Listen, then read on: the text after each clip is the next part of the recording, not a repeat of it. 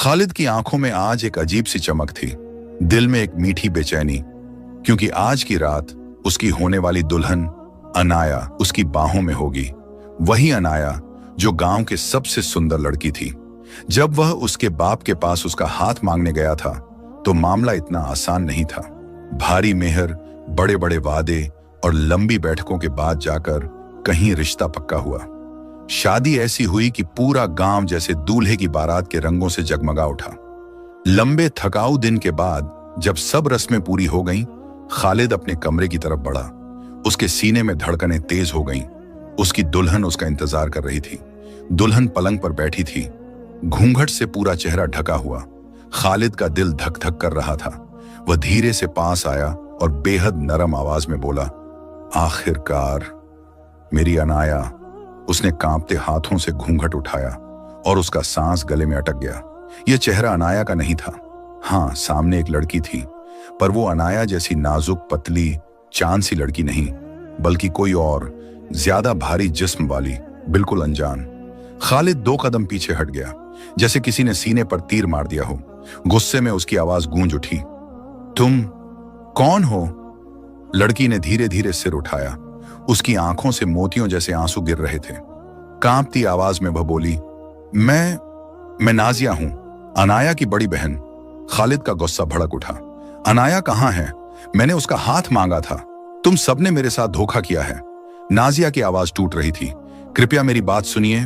धोखा सिर्फ आपको नहीं मिला, मुझे भी मिला है। खालिद गरजा, साफ साफ कहो। नाजिया ने ऐसे बोलना शुरू किया जैसे दिल में ढंसा कोई कांटा निकाल रही हो।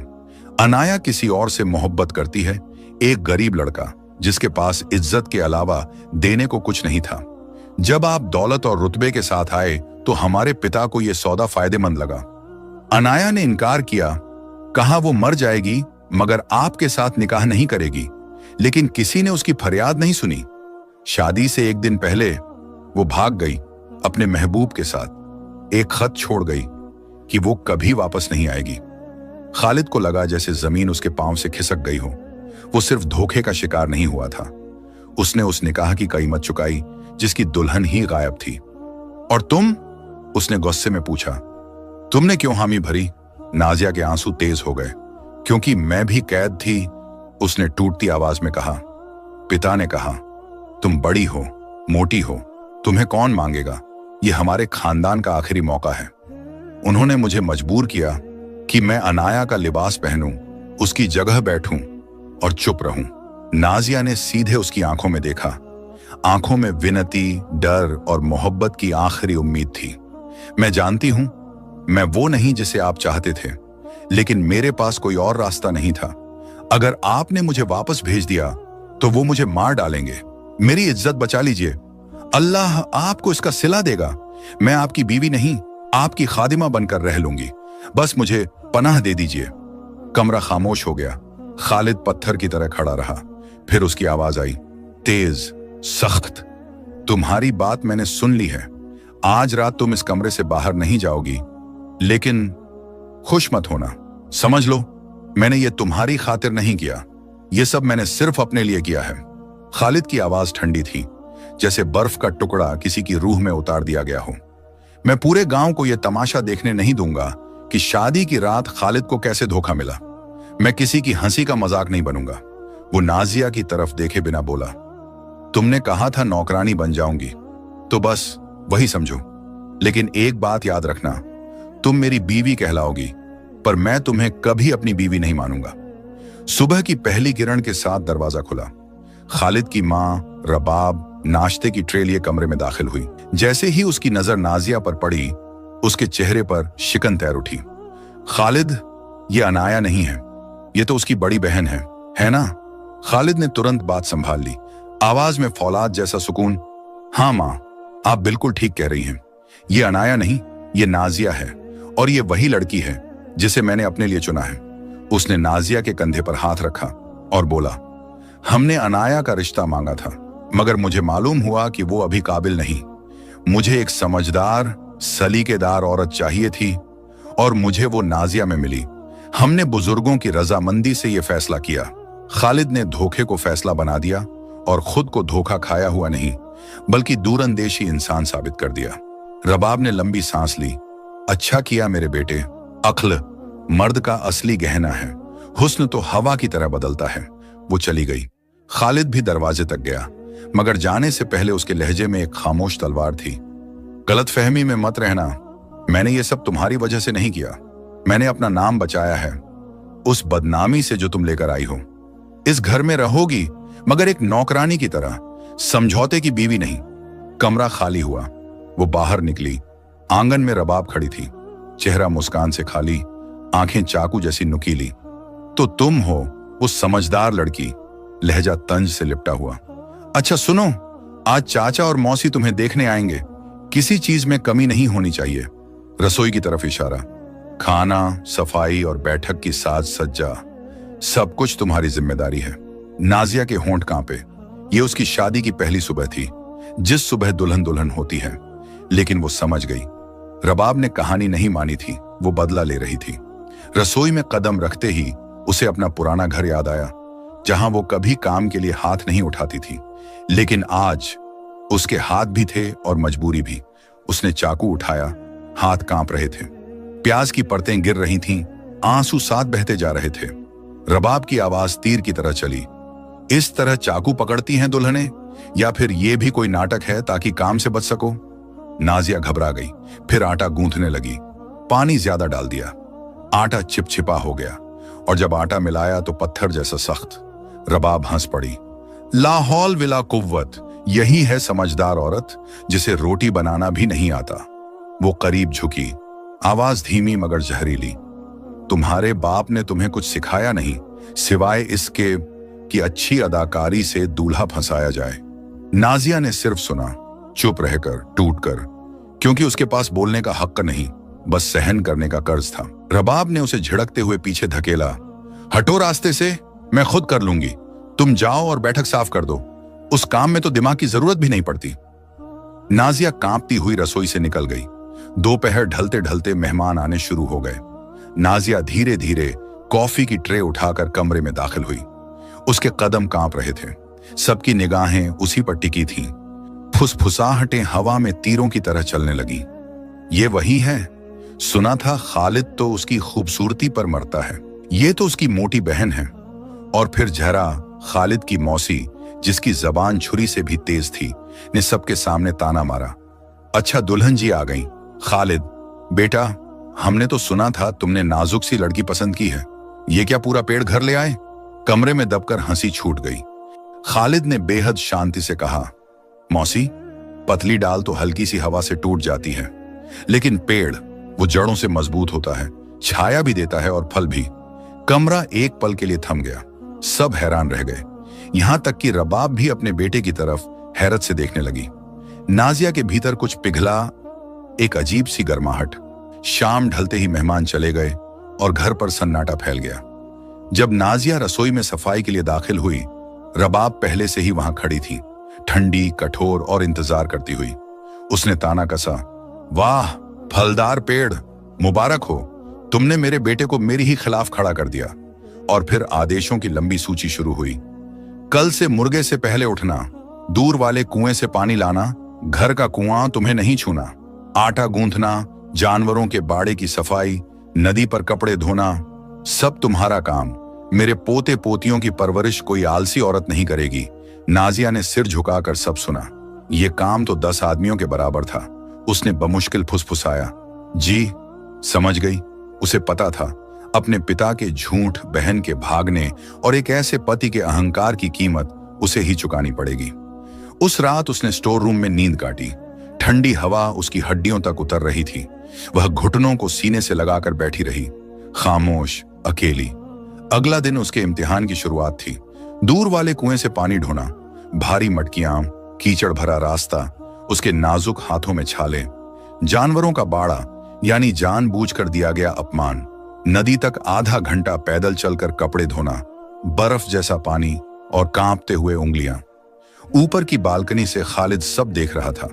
उसने उसे लड़खड़ाते हुए देखा, उसके फटे हुए हाथ, और मन में हल्की सी टीस उठी।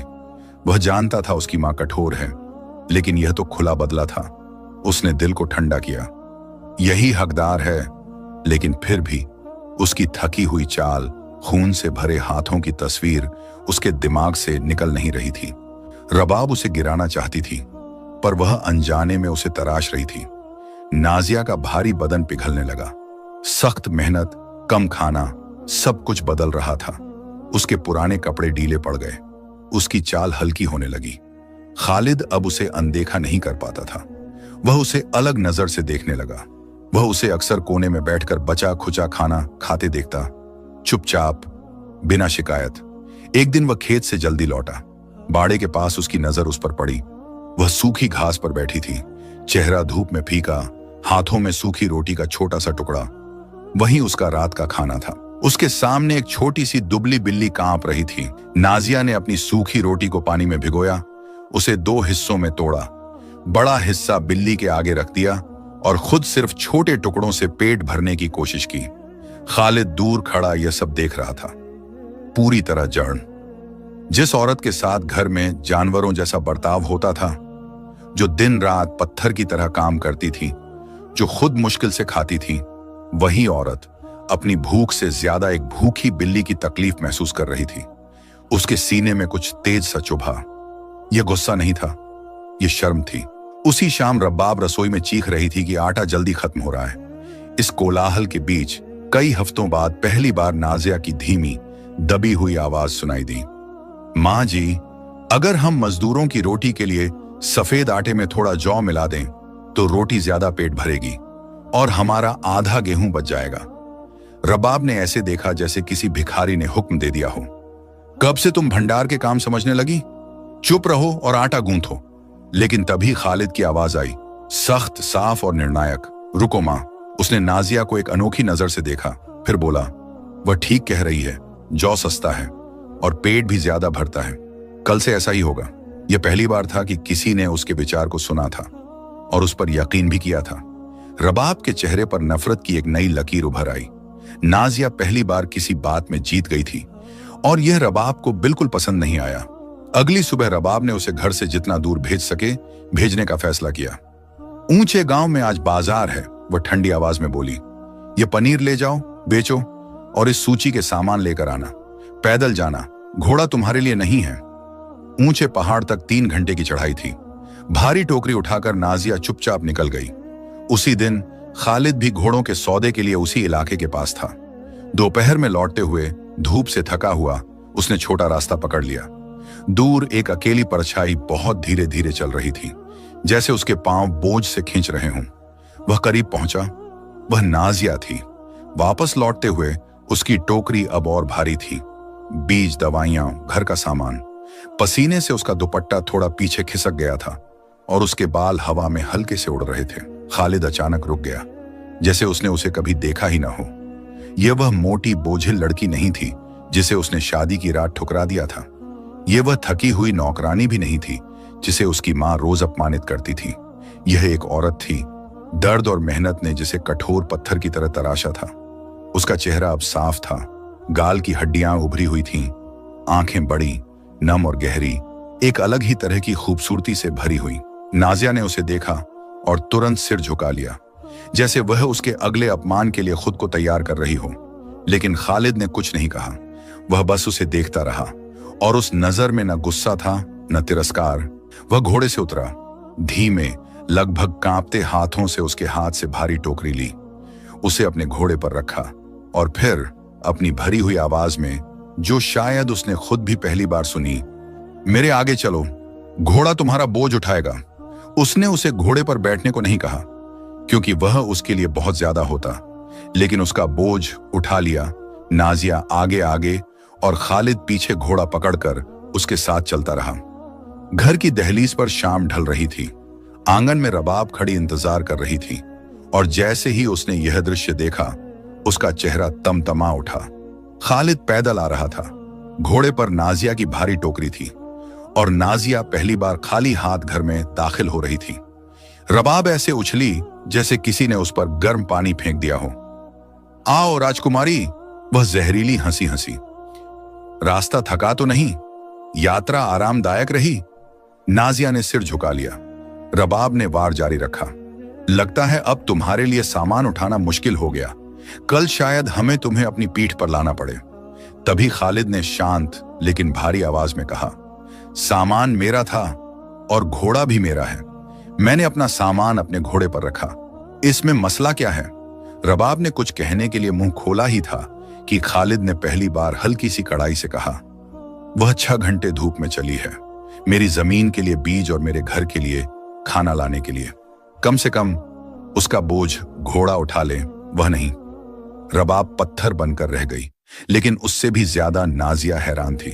यह पहला मौका था जब खालिद ने उसे किसी तरह की इज्जत दी थी, और यह झूठ नहीं, वह सच में उसकी मेहनत का बचाव कर रहा था। खालिद ने उसकी तरफ देखा, सामान रसोई में रख दो।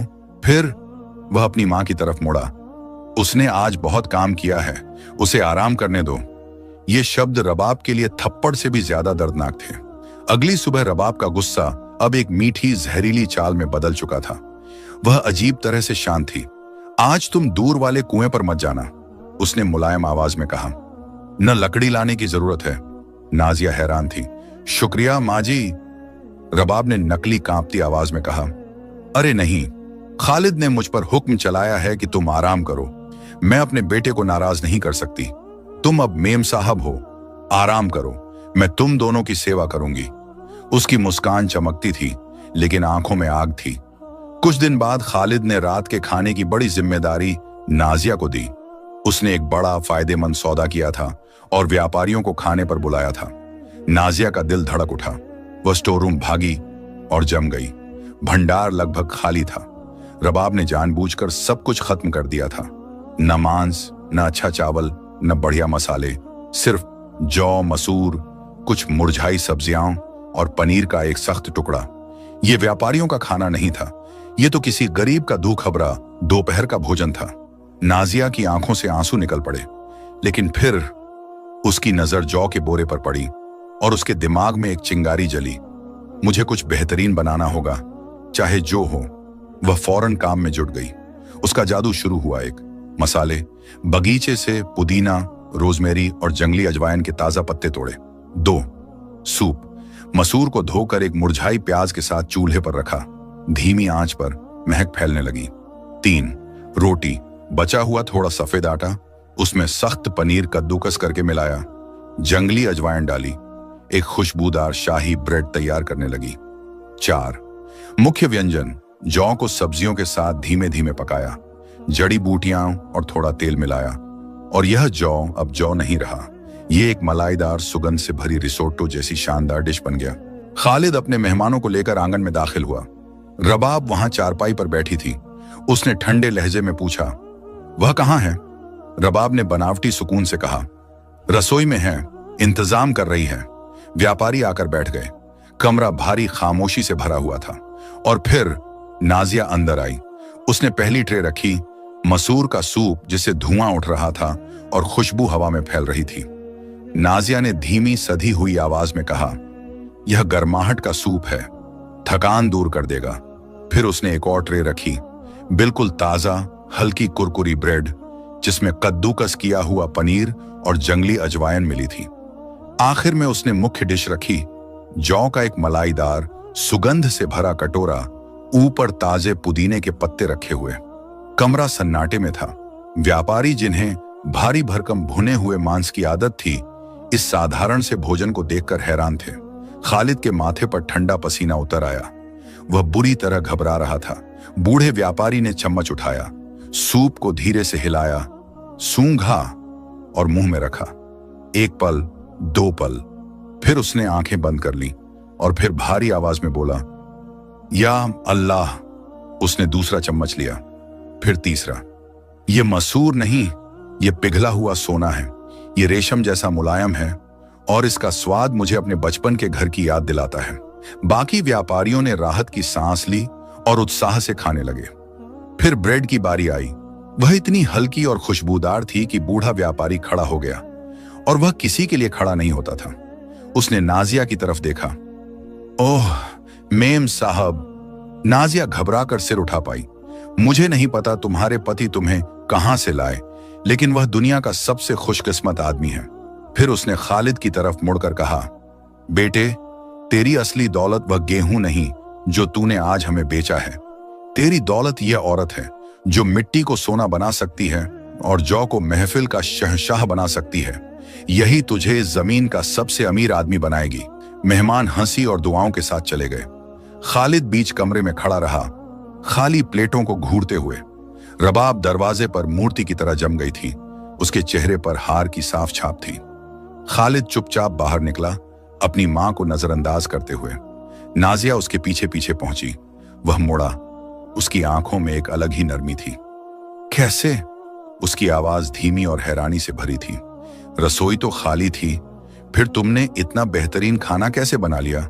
नाजिया ने बहती हुई हवा जैसी शांत आवाज में कहा, जो कुछ भी बचा हुआ था उसी से बना दिया। आपका घर भूखा ना रहे, बस यही चाहा। खालिद उसे देर तक देखता रहा। यह वही औरत थी जिसे उसने मोटी कहकर नजरअंदाज किया था, जिसे नौकरानी जैसा जीवन दिया गया था। लेकिन अब वह मेहनत से तराशी हुई, पतली, मजबूत, खूबसूरत औरत थी, बाहर भी और भीतर भी। खालिद ने धीमे से अपने कमरे की तरफ इशारा किया। मैंने गलती की, उसकी आवाज टूट रही थी। गलती की जब मैंने सोचा कि कीमत रूप में है। गलती की जब मैं चुपचाप अन्याय देखता रहा। यह घर तुम्हारा है, न गेस्ट रूम न स्टोर रूम। उसने गहरी सांस ली और फिर कहा, वह बात जिसकी उम्मीद नाजिया ने कभी की भी नहीं थी। क्या तुम इस घर की मेम साहब और मेरे दिल की मेम साहब बनना स्वीकार करोगी? नाजिया ने आंखें बंद कर लीं। उसके पतले खूबसूरत चेहरे पर एक थकी हुई बट जीत से भरी मुस्कान फैल गई। यही उसकी जीत थी, कभी कभी जिसे हम अपनी जिंदगी का सबसे बड़ा जुल्म समझते हैं। वही हमारा असली रूप, हमारी असली ताकत और हमारी असली जगह उजागर करने का रास्ता